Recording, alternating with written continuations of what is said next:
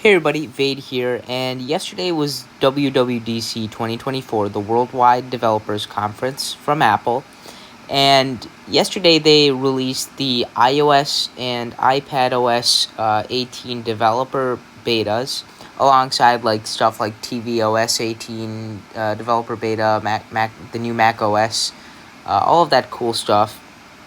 And the reason why I decided to install iPadOS 18 developer beta on my iPad is because of their new feature called Math Notes. Now, just some sort of background information. So, Apple finally added the calculator app to the iPad.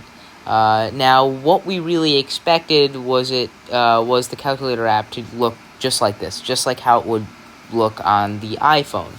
But they decided to take it a step further, or two steps further. They first had a scientific calculator. They incorporated a scientific calculator, so you can do stuff like trig, logs, exponentials, square roots, all that fun stuff. Even factorial. That's nice.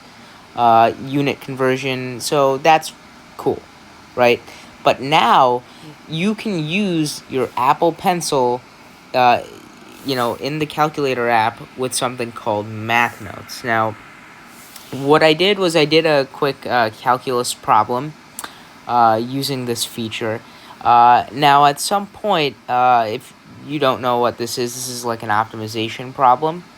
So I wanted to create the largest open top box possible using an 8.5 inch by 11 inch piece of paper. And I want to find out the dimensions of the squares that I need to cut out in order to create the largest box possible with this piece of paper here. So I did the calculus, and when finding my critical numbers, I needed to use the quadratic formula. So I got some pretty ugly numbers here. I couldn't really do this by hand. So here is an instance where I used the Math Notes to actually compute this guy right here. 57 plus the square root of 57 squared minus 4 time. Again, I could have put like this guy right here. The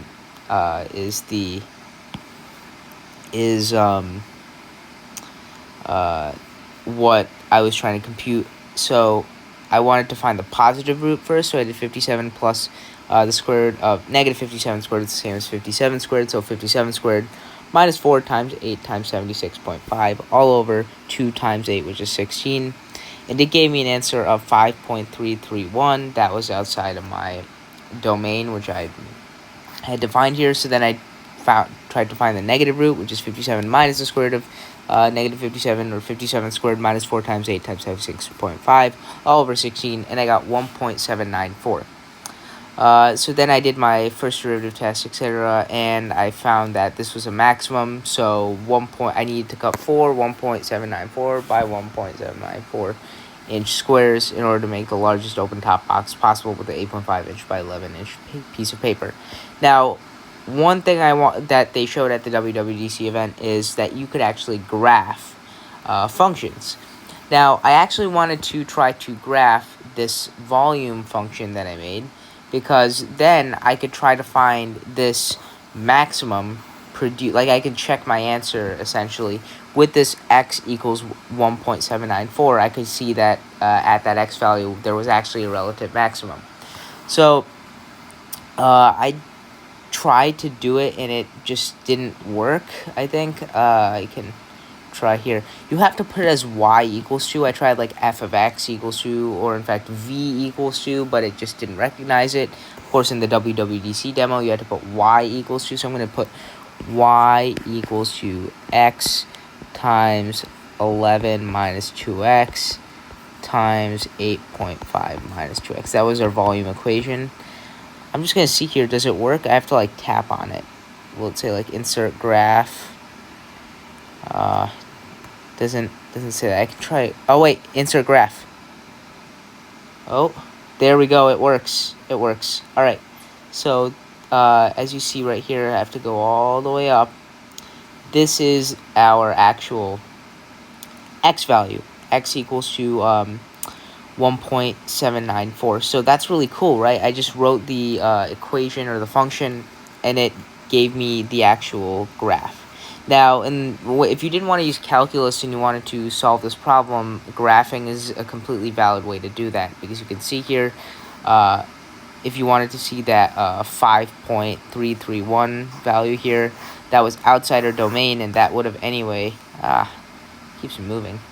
Let's see if I can. Still very new to using this. I haven't graphed really anything on this thing. Okay, let me move the graph here. That would have been a relative minimum, as you see right here with the 5.331.